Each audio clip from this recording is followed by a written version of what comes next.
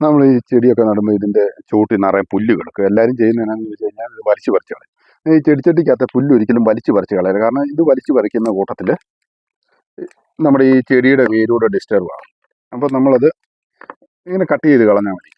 ചെറിയ തോതിൽ പുല്ല് അല്ലെങ്കിൽ പള്ളയൊന്നും വളർന്നു നോർത്ത് ചെടിക്ക് ഈ പറയുന്ന ദോഷമൊന്നുമില്ല. ഒത്തിരി വളർന്നു പൊങ്ങാതിരുന്നാൽ മതി. അപ്പോൾ അതുകൊണ്ട് കട്ട് ചെയ്ത് കൊടുത്താൽ മതി. ഈ കട്ട് ചെയ്ത് കൊടുക്കുമ്പോഴത്തേനും കുറേ എണ്ണം ഇവിടെ തന്നെ ഇരുന്ന് ചീഞ്ഞോളൂ. ഈ വേര് വേര് ചീയുന്ന ആ ഒരു ഗ്യാപ്പിൽ എയർ കയറിക്കോളൂ. അപ്പം നമുക്ക് എയർ സർക്കുലേഷനൊക്കെ ഏറ്റവും നല്ല. ഒരു കാരണവശാലും ഈ ചട്ടിക്കകത്തെ നമ്മൾ ഈ പുല്ല് പറിച്ച് കളയണ്ട. പിന്നെ ഈ ചെറിയ തോതിലൊരു കവറിങ് കിട്ടുന്നത് നമുക്ക് നല്ല വളമൊക്കെ ഇടുമ്പോഴത്തേനും ഈ വേര് നേരിട്ട് വീഴാതെ നമുക്ക് അതിൻ്റെ മണ്ടയിൽ കൂടി ഇട്ട് പോകും.